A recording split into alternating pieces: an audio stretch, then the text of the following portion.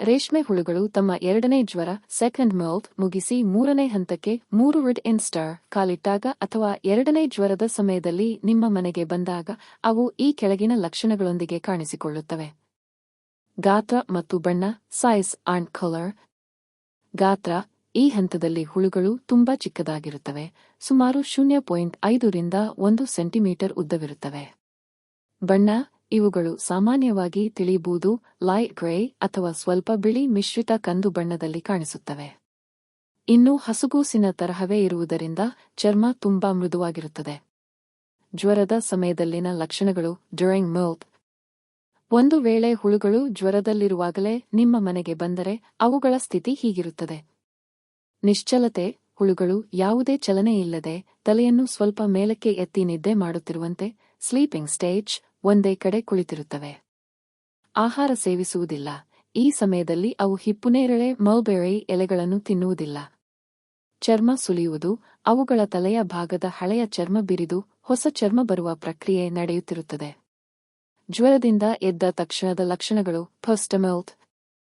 ಜ್ವರ ಮುಗಿಸಿ ಹೊರಬಂದ ತಕ್ಷಣ ಥರ್ಡ್ ಇನ್ ಸ್ಟಾರ್ ಆರಂಭ. ಚುರುಕುತನ, ಹುಳುಗಳು ಹಸಿವಿನಿಂದ ತುಂಬಾ ಚುರುಕಾಗುತ್ತವೆ ಮತ್ತು ಎಲೆಗಳನ್ನು ಹುಡುಕುತ್ತಾ ವೇಗವಾಗಿ ಚಲಿಸಲು ಪ್ರಾರಂಭಿಸುತ್ತವೆ.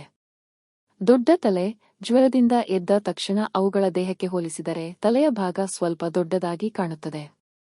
ಪ್ರಮುಖ ಸಲಹೆ: ಹುಳುಗಳು ಎರಡನೇ ಜ್ವರದಲ್ಲಿದ್ದರೆ ಅವುಗಳಿಗೆ ಯಾವುದೇ ಕಾರಣಕ್ಕೂ ಎಲೆಗಳನ್ನು ಹಾಕಬೇಡಿ ಮತ್ತು ಅವುಗಳನ್ನು ಮುಟ್ಟಬೇಡಿ. ಅವು ಸಂಪೂರ್ಣವಾಗಿ ಜ್ವರದಿಂದ ಎದ್ದು ಚಲಿಸಲು ಪ್ರಾರಂಭಿಸಿದ ನಂತರವೇ ನುಣ್ಣಗೆ ಕತ್ತರಿಸಿದ ಎಳೆಯ ಹಿಪ್ಪುನೇರಳೆ ಎಲೆಗಳನ್ನು ರೇಷ್ಮೆ ಹುಳುಗಳು ಆಹಾರವಾಗಿ ಎರಡನೇ ನೀಡಬೇಕು. ಜ್ವರದಲ್ಲಿದ್ದಾಗ ಸೆಕೆಂಡ್ ಮೊಲ್ಟ್ ಮತ್ತು ಆ ಹಂತದಲ್ಲಿ ಅವುಗಳನ್ನು ಸಾಕುವಾಗ ನೆನಪಿನಲ್ಲಿಡಬೇಕಾದ ಇನ್ನೂ ಕೆಲವು ಪ್ರಮುಖ ಮಾಹಿತಿ ಹಾಗೂ ನಿರ್ವಹಣಾ ಕ್ರಮಗಳು ಇಲ್ಲಿವೆ. ಶಾರೀರಿಕ ಬದಲಾವಣೆಗಳು ಫೈಸಿಕಲ್ ಚೇಂಜಸ್. ಹೊರಚರ್ಮದ ತ್ಯಾಗ.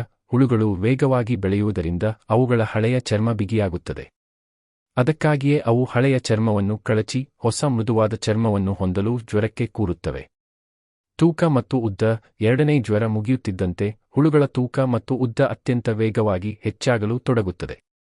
ಎರಡನೇ ಜ್ವರದ ಅವಧಿ ಡ್ಯುರೇಷನ್. ರೇಷ್ಮೆ ಹುಳುಗಳು ಸಾಮಾನ್ಯವಾಗಿ 20 ರಿಂದ 24 ಗಂಟೆಗಳ ಕಾಲ ಎರಡನೇ ಜ್ವರದಲ್ಲಿರುತ್ತವೆ. ಪರಿಸರದ ತಾಪಮಾನಕ್ಕೆ ಅನುಗುಣವಾಗಿ ಇದು ವ್ಯತ್ಯಾಸವಾಗಬಹುದು.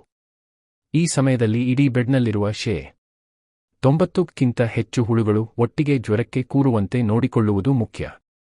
ಈ ಹಂತದಲ್ಲಿ ನೀವು ಮಾಡಬೇಕಾದ ಪ್ರಮುಖ ಕೆಲಸಗಳು ಕೇರ್ ಮ್ಯಾನೇಜ್ಮೆಂಟ್. ತಾಪಮಾನ ಮತ್ತು ತೇವಾಂಶ ಟೆಂಪರೇಚರ್ ಹ್ಯೂಮಿಡಿಟಿ. ಎರಡನೇ ಜ್ವರದ ಸಮಯದಲ್ಲಿ ಕೋಣೆಯ ತಾಪಮಾನ 25 ನಿಂದ 26 ಇರಬೇಕು. ತೇವಾಂಶ ಹ್ಯೂಮಿಡಿಟಿ 75 ರಿಂದ 80 ರಷ್ಟಿರಬೇಕು. ಕೋಣೆ ತುಂಬಾ ಒಣಗಿದ್ದರೆ ಹುಳುಗಳಿಗೆ ಚರ್ಮ ಸುಲಿಯಲು ಕಷ್ಟವಾಗುತ್ತದೆ. ಬೆಡ್ ಒಣಗಿಸುವುದು ಬೆಡ್ ಡ್ರಾಯಿಂಗ್. ಹುಳುಗಳು ಜ್ವರಕ್ಕೆ ಕೂರುವ ಮುನ್ನ ಬೆಡ್ನಲ್ಲಿರುವ ತೇವಾಂಶವನ್ನು ಕಡಿಮೆ ಮಾಡಲು ಮತ್ತು ರೋಗಾಣುಗಳನ್ನು ತಡೆಗಟ್ಟಲು ವಿಜೇತ ಅಂಕಶ್ ಅಥವಾ ಸುಣ್ಣದ ಪುಡಿಯನ್ನು ಸ್ಲೈಟ್ ಲೈಮ್ ಪೌಡರ್ ಲಘುವಾಗಿ ಉದುರಿಸಬೇಕು. ಇದರಿಂದ ಬೆಡ್ ಒಣದಾಗಿರುತ್ತದೆ. ಗಾಳಿಯ ಸಂಚಾರ ವೆಂಟಿಲೇಷನ್. ಜ್ವರದ ಸಮಯದಲ್ಲಿ ಕೋಣೆಯಲ್ಲಿ ಉತ್ತಮ ಗಾಳಿಯ ಸಂಚಾರವಿರಬೇಕು.